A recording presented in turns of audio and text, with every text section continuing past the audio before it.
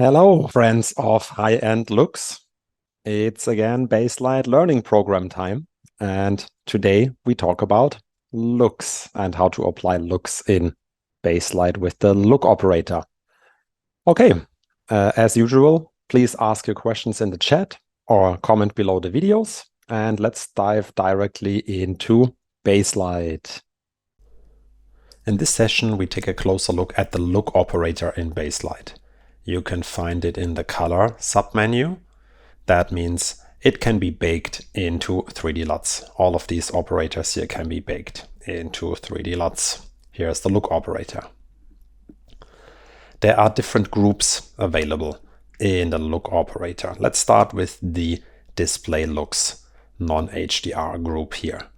These are based on the old TrueLight looks that have been in Baselight since a long time. But these looks are applied in a display referred space. So we don't really recommend these looks for HDR output projects. Or if you use them, carefully check your signal, or maybe don't apply the looks at full level, but dial them down because they might limit the dynamic range. But there's a whole variety of different looks here. For example, here at the bottom, different Technicolor processes here, the Technicolor 2-strip process, 3-strip process, and the Technicolor die strip process. If you want to know more about any of the looks inside the operator, you can hover either over the look group, which gives an explanation of the different groups, or hover over one of the individual looks, and it will show you more information about this specific look. Okay, so the display looks I would treat more as legacy looks. The most important group are the core looks. The core looks are made for the TrueLight CAM display rendering transform. You can see here I set up my project again with the film light color pipeline, working color space T-Log eGamut, and the TrueLight CAM V2 DRT family. And the TrueLight CAM DRT does not have any kind of preferred color reproduction built into the DRT. So the DRT doesn't try to make the images appear nicer as they were shot. It just tries to give an honest, unbiased representation of the captured data. So the idea of TrueLight CAM is to always combine it with at least one of these core looks here of the look operator. The core looks are grouped into 3 different groups. So there's the C100 group, C200 group, and C300 group. The C100 group are film emulations. So these looks are based on actual measurements or spectral simulations of real film stocks or real film processes. The generic, Japanese, and earthy all simulate print stocks. The BiPAC simulates a 2-strip film process. You can see that here it has a very intense look, which doesn't reproduce any kind of greens because it's a 2-strip process. But from my point of view, I always like to mix that kind of look in at a lower level here at the bottom. So here we have the level slider with which we can adjust the intensity of each of these looks. So to mix in the BiPAC at a lower percentage, I think works often quite nice because it compresses the green magenta range of the color volume and enhances more the warm cold axis of the colors, which is often nice. So I would almost never use it at full level, but it's nice to examine what it's actually doing. The Vision look is one of the most popular ones, and this one does not only simulate a print stock, but also a film negative. So it emulates a film negative in combination with the print process and the print stock. The main difference of the Vision to the first 3 looks are truer green tones. So the other 3 typically shift the greens more towards yellow-brown.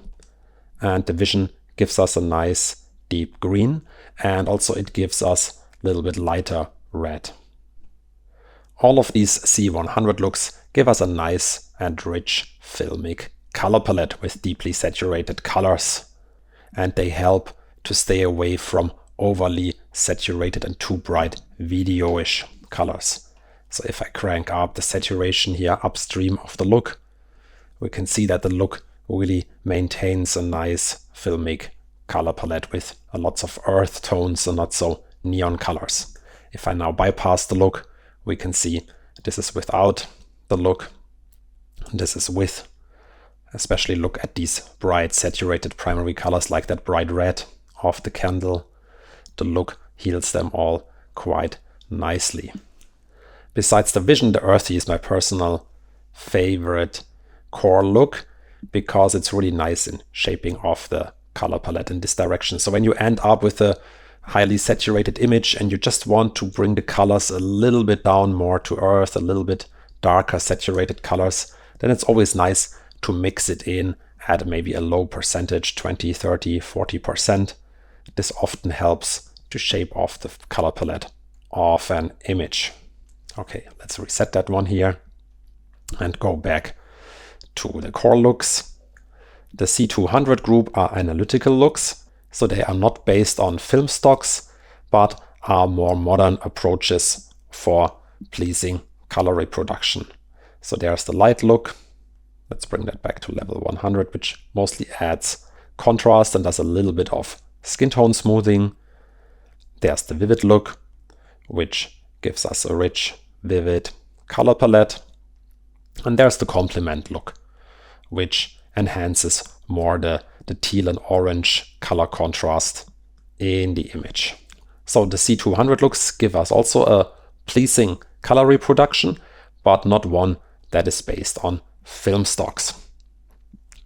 Then the C300 group are the chameleon looks.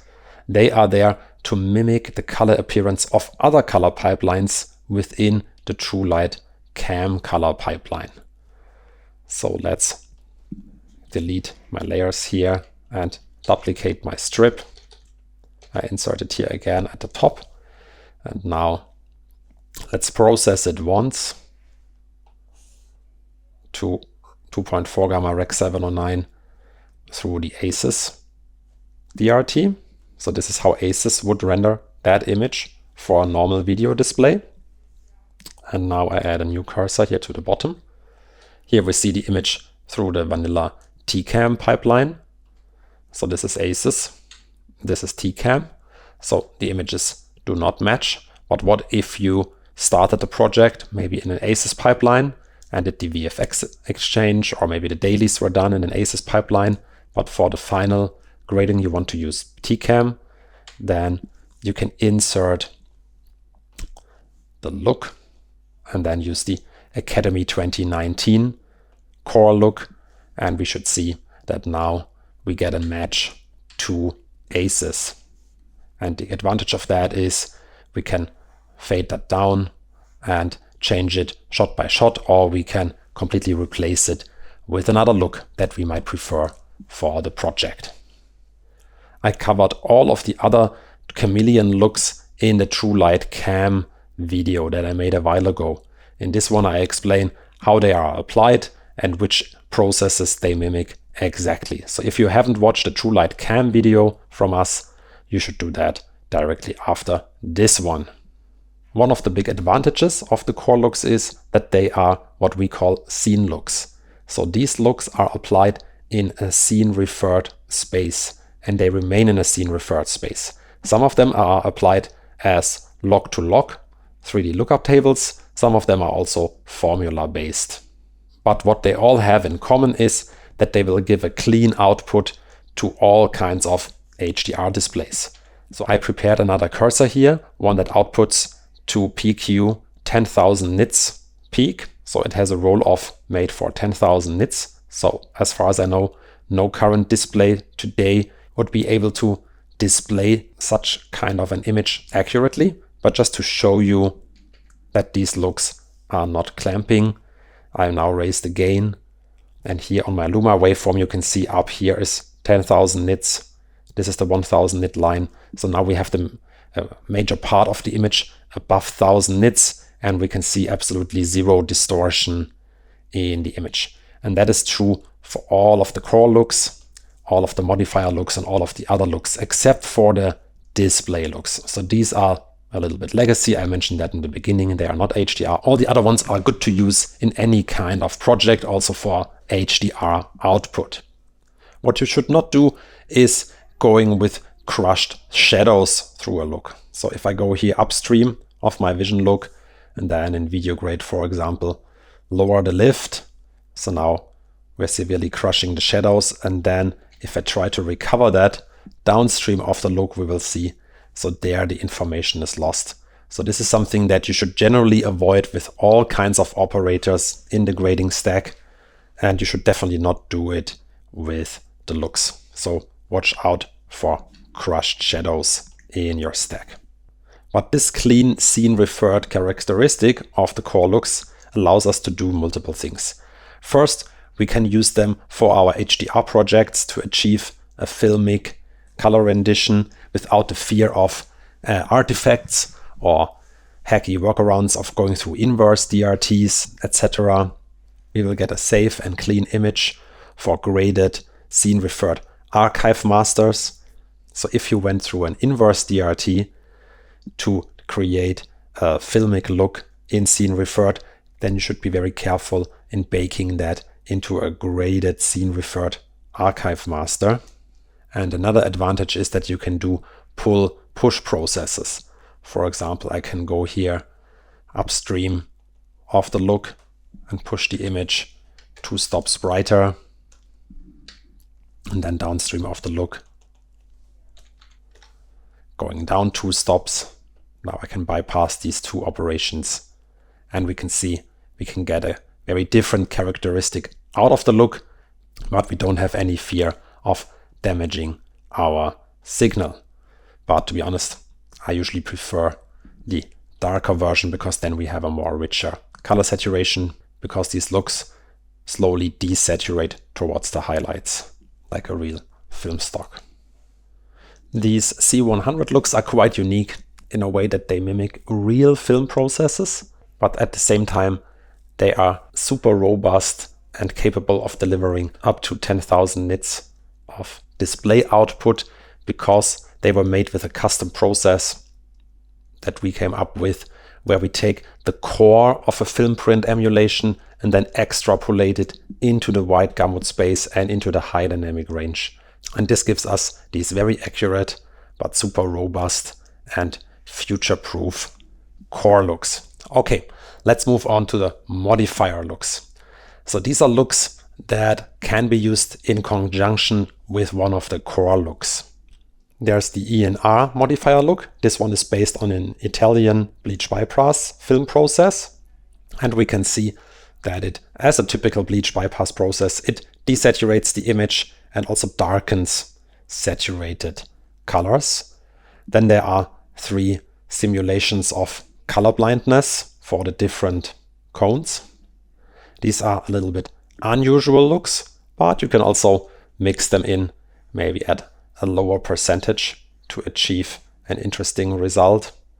Then there are a few light simulations. So here there's the sodium look that simulates the scene being shot with a sodium light. So there's almost no color separation for night scenes. That would look probably more realistic. Then we can simulate a xenon light source. Or for example here, if we shot a scene with a sky panel, but we want to match it to another scene that was shot with a tungsten light source, then we can apply this look here, which will try to mimic the color appearance of different objects under these different light spectra. And finally, after the fluorescent one, which is also a light source simulation, we have the old ACES LMT blue light artifact fix. So this was a fix introduced by the Academy for the ACES color pipeline before the ACES reference gamut compression was around. Also, all of the core looks are applied in a scene referred color space, so you are free to use them for all kinds of projects, including HDR. And if you wonder if you should apply the modifier first or the core look first, I don't have a very clear preference. Probably I would do first the modifier look and then downstream the core look, but you can also do it the other way around. You can also see 3 custom look groups on my machine here, the ARRI Look Library Lock C3, log C4 and the red creative look group. These are looks that you can download from our website and install onto your machine. Extract all the files into the path shown here at the bottom of the look operator. On a Linux Baselight, this will be a different path, but put all the files there. Don't use any subfolders, all into that directory here, and then press refresh, and then they should appear in your software. So the ARRI Look Library is made for the ARRI color pipeline. The log C3 library was released first and is applied in ARRI White Gamut log C3, and the log C4 library is applied in the log C4 color space of the new Alexa 35, which has a wider dynamic range. So these looks, so if I choose the beauty one here and store that into a scratchpad, and then use the same beauty here from the log C3 library, we can see that they go into the same direction, but they are not 100% identical, because the log C4 look was slightly modified by ARRI to accommodate the wider dynamic range of the new camera. So technically you can use both of them, but just don't expect the looks to match 100% identical. But you can also use the log C4 library for legacy ARRI cameras. And respectively, the red looks, they are applied under the hood in log 3G10 and are intended for the red IPP2 color pipeline. So one of your questions could now be, so when I use the ARRI Look Library, do I have to use the ARRI Reveal or ARRI ALF2 DRT family in conjunction with these looks, or do I have to use TCAM in conjunction with the core looks? And the short answer is no. As long as you like what you see, and what you see is what you get, you can use all of these looks with all kind of scene referred color pipelines, as long as they give you the result that you're after. So feel free to use the core looks with other color pipelines, and also the ARRI and red looks with other color pipelines. But it's good to know what the accurate look pipeline would be and how it is used, for example, in the camera. Instead of the, for example, ALF2 DRT family with the log C3 library, what you can also do is you can apply one of these looks, and then you can apply another look downstream, the ARRI 2018 Chameleon look. And so now you can mimic the whole ARRI pipeline within the TCAM framework. Why you might want to do that is explained also in the TrueLight Cam video. Before we go into the practical application, I want to mention just one more thing about the level slider down here. So we can see that we can raise the level above 1.0, and this extrapolates the look on the image, but I would always be careful with that. So typically I always try to avoid raising the level slider beyond 1.0, because this is something that is not really baked into the look. Here we are then extrapolating the result of the look to a higher extent. So just be careful if you do that. Okay, so now let's have a look at some examples of how to use these looks in the real world. So here I have applied already a basic grade on the image. I adjusted a little bit the white balance. Basically, I just did, if I remember right, a match here on a neutral color with base grade. Now we want to craft a look for this scene. So I add a new layer, and typically I then assign that layer a higher layer number, because all of the shot by shot grading and the relighting and applying shapes, etc., I want to do all upstream of the look, and then the image with the actual grade applied should flow through my look layers.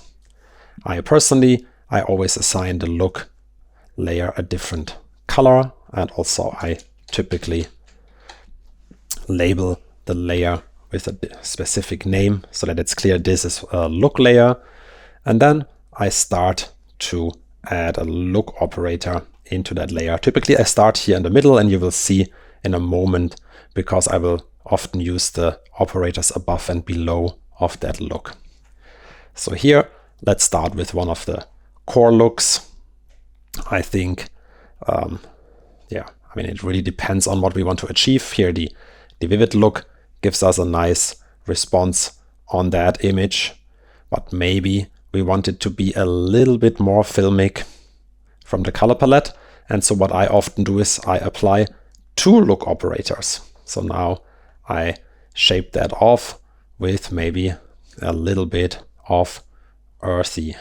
So, but here I lower the intensity of that look, maybe also lower that one here a little bit. And another thing that I often do in that process is raising the saturation upstream of the looks. So I'm pushing the image with a higher saturation through these looks, and then downstream of the looks, bringing the saturation back down to a more modest level.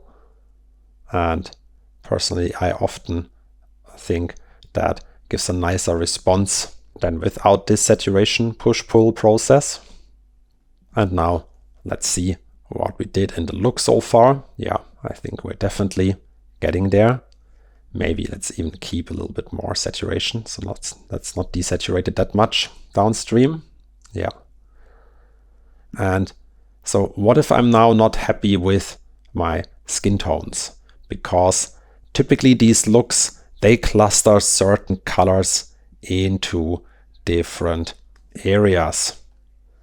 So if we have a look here, we can see that this color here, this yellow, is separated here from, for example, from her blouse. And with the look, it pushes these colors more into the same area. That's a typical thing that film print emulations do. So if I do the earthy here even stronger, we will see, I guess you can see that these 2 color clouds are getting now closer and closer the more I raise the intensity of that look. And that's the typical, for example, skin tone smoothing, which is generally nice. But what if we don't like the color that we're all compressing the skin tones towards? And the same will happen with other colors like the blues and the greens, etc. So if we're not happy, then I would apply what I call a look modifier. And this is then what I would do downstream of the look. So here I could add a color crosstalk. I will not go into much detail of that tool here, but it's a very broad tool to do these kind of look modifications. So let's say I want to have a little bit more reddish skin tones. I can go in here and adjust, for example, I do it now a little bit wider. So this is the one direction. You can see it will give us more yellow greenish flesh tones, and the other direction more reddish, magenta-ish skin tones. Let's give it a slight bump into this direction, and maybe we want to have a little bit more cyanish skies. So we can also go over here and touch that slider a bit. So that's definitely a possibility to grade downstream of the looks, but this is never a shot-by-shot grade for me. So from my philosophy, this is then always a look modification, and I will then use the same modification at least for the same scene, as long as this specific look is the dominant look of the images, and I will not do a shot-by-shot grade there. But that's totally allowed to add grading operators downstream of the look. But to be honest, I typically grade 90% or apply 90% of the operators upstream of the look strips.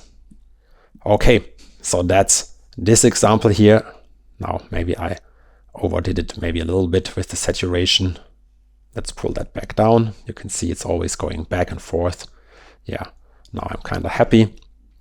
And let's move on to the next shot here. Here again, I applied a basic grade. In this case, I also added a little bit of contrast with film grade, but nothing too fancy. And let's apply our look layer here. I do the same things. And let's start again with one of the core looks.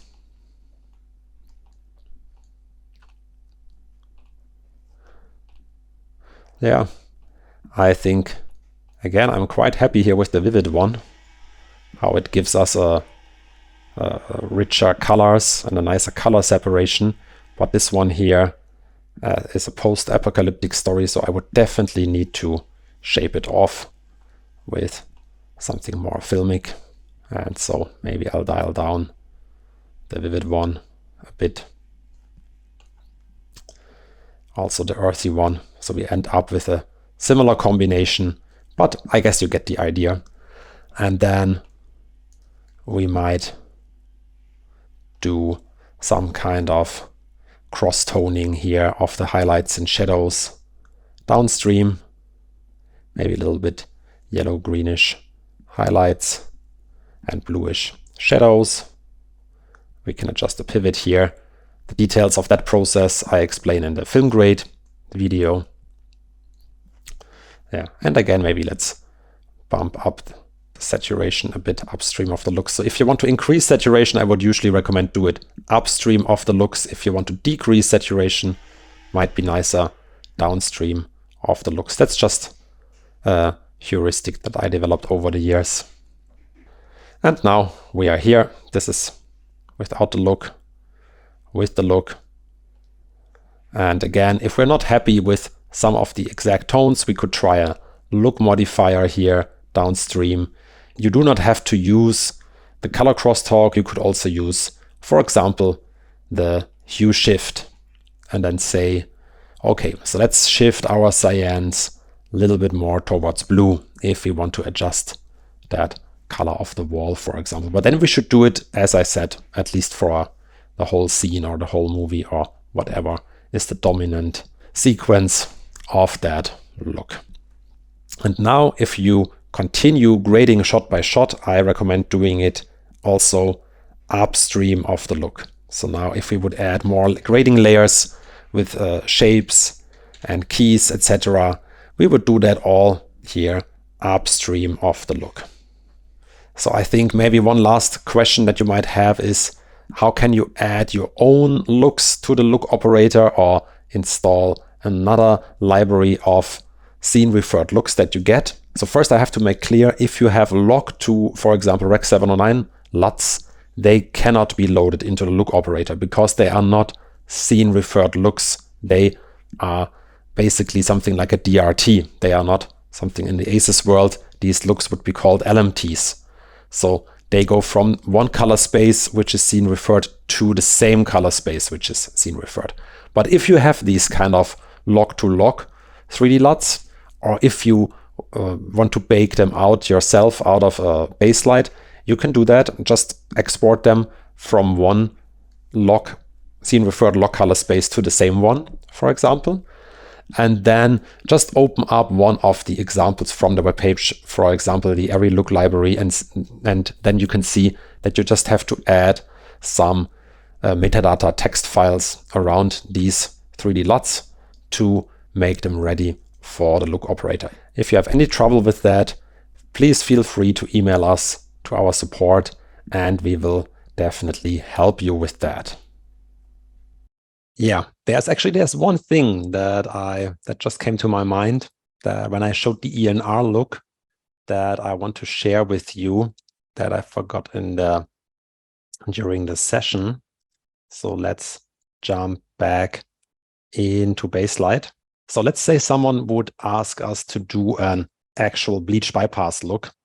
So now I will go in here into an extra layer. So let's keep the, oh no, actually I deleted the grade here for that shot. So I should keep the layer one. The other layers are just doing nothing.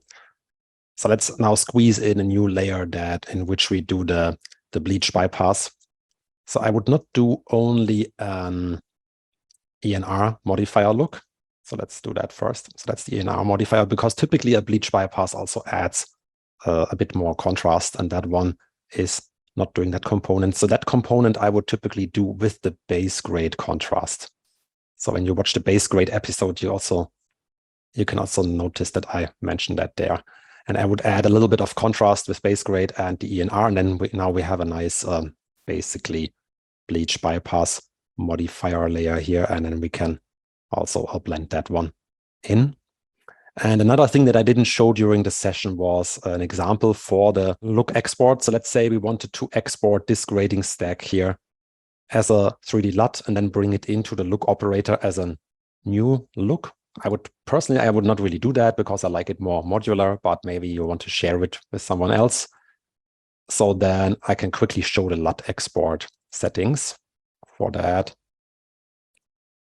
So you would activate input transform grade and output transform. Obviously, you would first bypass the per shot grade if that should not be part of the look. And then you set the input and the output color space to the same scene referred color space. In my case here, I chose T-log, but you could also use log C3, log C4, or whatever makes sense in your case. But choose the same one for input and output, and then export your LUT, and then this should then be compatible with the look operator. All right. So that's it from me for today. So thanks for staying with me today, and happy grading, and see you next time. Bye-bye.